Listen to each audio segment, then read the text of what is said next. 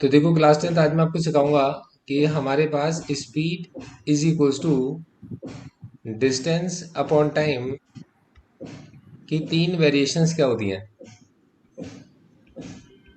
मतलब इसके ऊपर जो क्वेश्चंस बनते हैं वो किस तरीके के क्वेश्चन बनते हैं, इनका मैं पहले आपको कॉन्सेप्ट समझाता हूँ। तो जो सबसे पहली चीज हमारे पास आती है वो ये कि हमारे पास दो कार्स हैं, मतलब टू कार्स। ठीक है। अब दो कार्स हैं तो एक कार है जिसकी स्पीड कितनी है आपके पास x किलोमीटर पर आवर, और दूसरी जो कार है उस कार की स्पीड है y किलोमीटर पर आवर। तो मतलब ऐसा कोई क्वेश्चन होगा जिसमें आपको दो कार्स मेंशन होंगी, तो एक की स्पीड होगी x किलोमीटर पर आवर और एक की स्पीड होगी y किलोमीटर पर आवर। अब अगर कार, अब इसके अंदर जो केसेस बनते हैं तो इसका जो पहला केस बनेगा, if they travel in same direction, if they travel in same direction, हमसे कहते हैं दे मीट।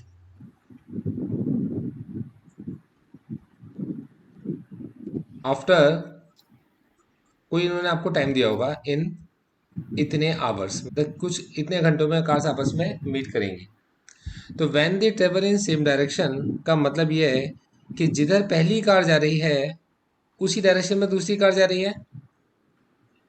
अब सपोज करो एक कार यहां से जा रही है और दूसरी कार यहां पर है, तो इनके बीच का जो डिस्टेंस है वो ये होगा जो उनके बीच का ओरिजिनल डिस्टेंस है। Yes sir. अब ये दोनों कार आपस में कब मिल सकती हैं? ये तब मिल सकती है जब पहली कार ओवरटेक करे, मतलब स्पीड बढ़ाए अपनी, उसकी ज्यादा हो और वो आपके पास से बी के पास पहुंच जाए। ये तो मतलब वो, यस सर। तो हम ये मान के चलेंगे कि जो स्पीड ए की है वो ज्यादा है किससे? बी की स्पीड से। Yes sir. अब ए ने बी को क्या करना है? ओवरटेक करना है। मतलब सेम डायरेक्शन में क्या होता है? ओवरटेक। तो आप इसमें लिखोगे इन सेम डायरेक्शन। जब भी कभी बात आएगी आपके पास सेम डायरेक्शन की, तो इन सेम डायरेक्शन हमेशा क्या होता है आपका? ओवरटेक। तो आप याद रखोगे कि सेम डायरेक्शन में हमेशा क्या करना है? आपने ओवरटेक करना है। तो ओवरटेक करते समय पर आपकी जो स्पीड है वो क्या होगा? जो बड़ी वाली गाड़ी है उसकी स्पीड में से छोटी वाली गाड़ी की स्पीड माइनस हो जाएगी। ठीक है जी। तो मतलब ए की स्पीड में से बी की स्पीड माइनस हो जाएगी। बात समझ रहे हो? Yes sir. तो मतलब अब इस कंडीशन में जो आपकी स्पीड होती है वो कितना हो जाएगी? X minus Y. Yes sir. ठीक है, फिर आप फॉर्मूला लगाओगे speed is equals to distance upon time. तो ये जो आपके पास x माइनस वाई है ये हो जाएगा आपका डिस्टेंस अपॉन टाइम, और ये आपको फर्स्ट इक्वेशन दे देगा। ये कॉन्सेप्ट समझ में आ रहा है? Yes sir. Very good.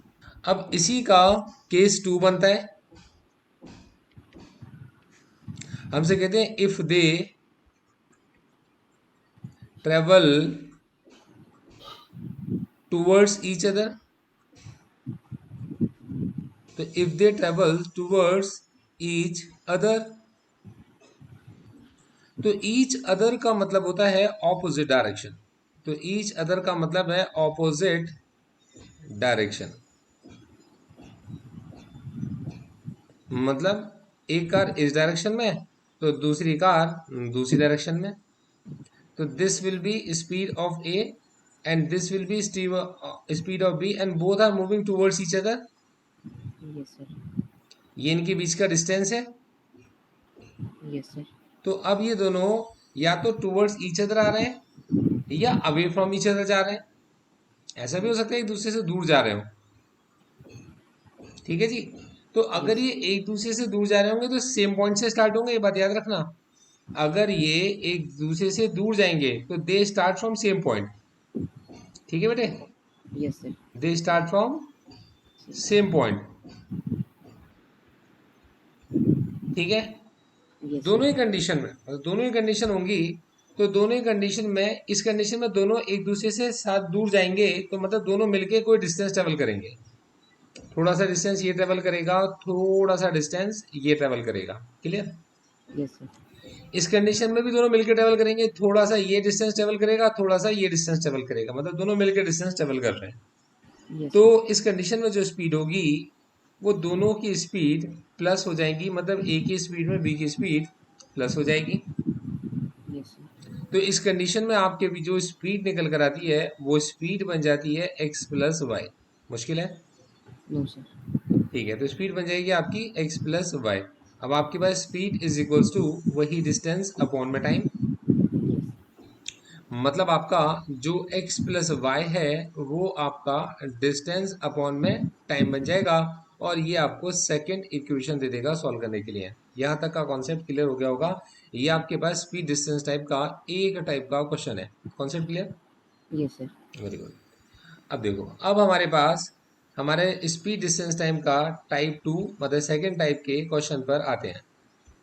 देखो, सेकंड टाइप के क्वेश्चन में some distance to be travelled by car and some distance to be travelled by bus होगा। मतलब कुछ डिस्टेंस कार ट्रेवल करेगी और कुछ डिस्टेंस बस ट्रेवल करेगी। Yes. ठीक है, तो हम उस कंडीशन में ये मान के चलते हैं कि और उस कई बार ऐसा होता है, क्या कहते हैं कि हमें ये डिस्टेंस पता होता है, कई बार हमें पता है स्पीड पता होती है। ठीक है, तो मैं Yes. मान लेता हूँ कि मुझे स्पीड नहीं पता।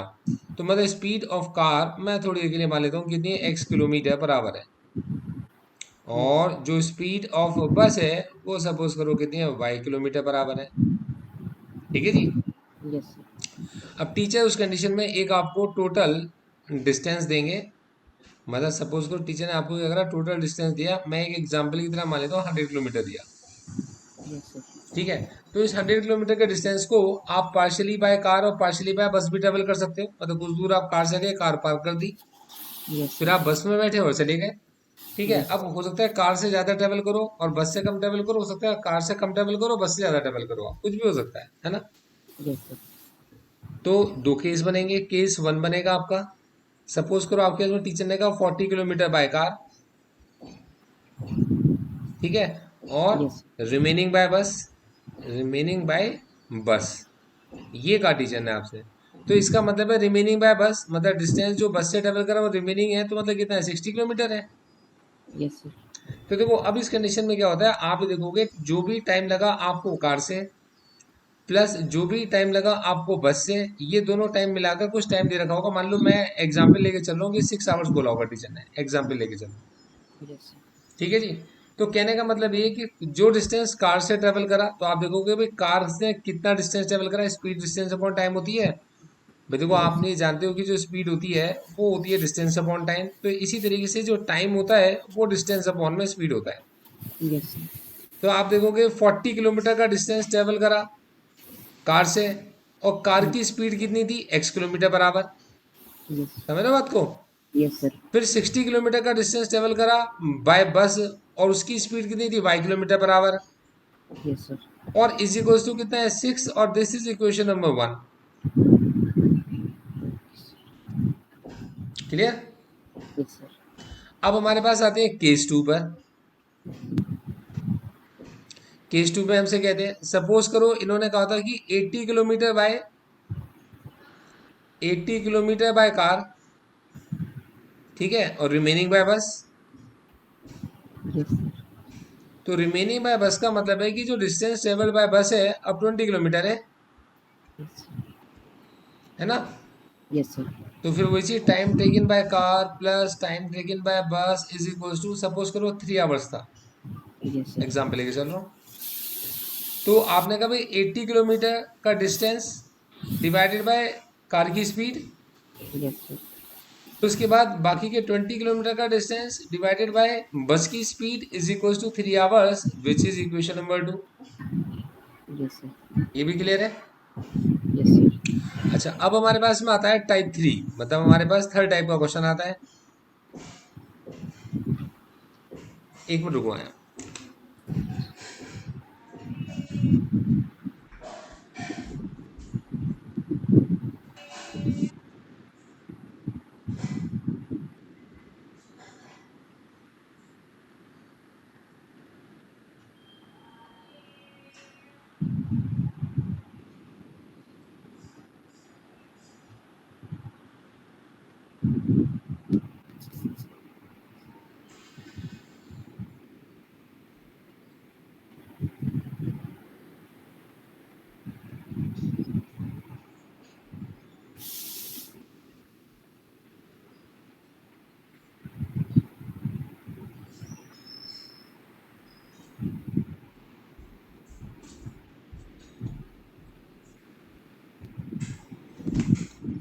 है। अब देखो तो तीसरे टाइप का जो क्वेश्चन होता है, और ये बहुत इंपॉर्टेंट क्वेश्चन है, ये होता है अप स्ट्रीम और डाउन स्ट्रीम। Yes, sir.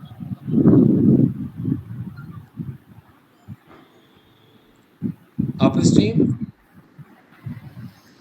और डाउन स्ट्रीम टाइप के क्वेश्चंस होते हैं।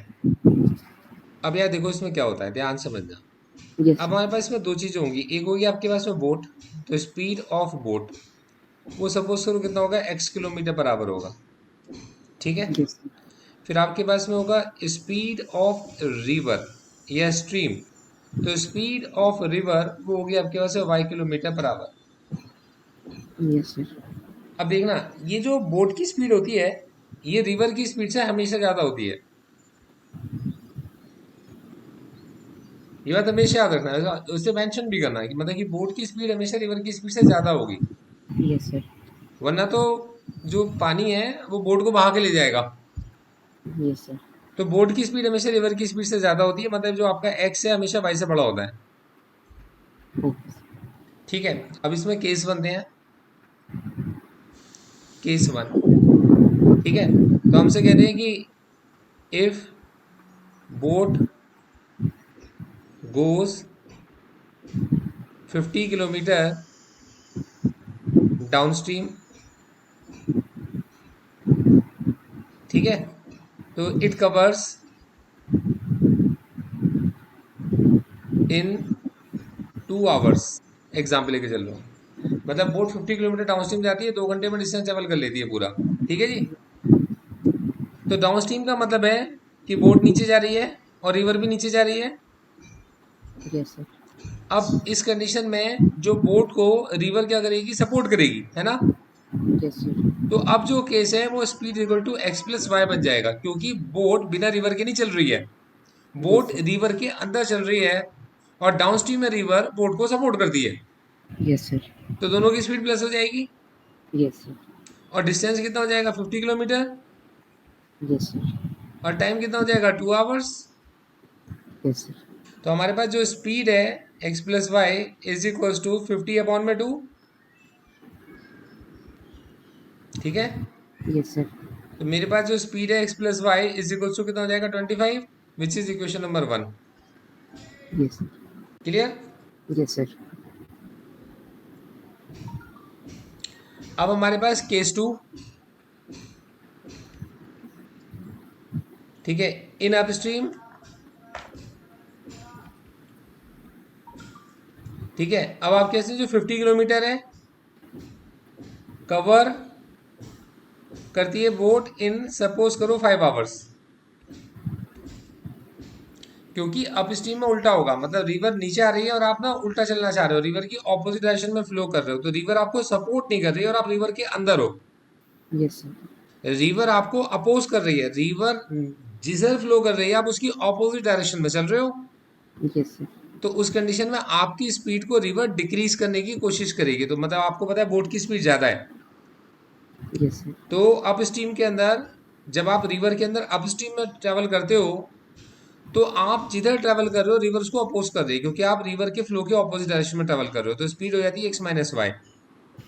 तो यही जो आपका एक्स माइनस वाई है, ये होगा आपका 50/5, which is Yes. Equation number 2। कोई डाउट। No, sir. यहाँ तक की बात समझ में आ रही है अच्छे से, Yes, sir. इजी है। Yes, sir. दो इक्वेशन बन जाएंगे, सॉल्व हो जाएगा। Yes, sir. मैं ये रिकॉर्ड कर दिया मैंने, मैं आपको शेयर भी कर देता हूँ। अब आप मेरे को इन 3 टाइप के क्वेश्चंस पे फोकस करके इन 3 टाइप के क्वेश्चन जो भी स्पीड डिस्टेंस टाइम से रिलेटेड है सारे Yes, sir. ढूंढो। आपने जो करने हैं, कम से कम 2 या 3 बुक्स की आप सहायता लो, और मतलब इन क्वेश्चंस को करो आप। ठीक है, Yes. जितनी प्रॉब्लम्स आपको मिलती हैं, और फिर मैं साइड आउट्स आपके लेकर चलता हूँ। ठीक है बेटे। Okay, sir. ओके बच्चे, ऑल द बेस्ट। Bye.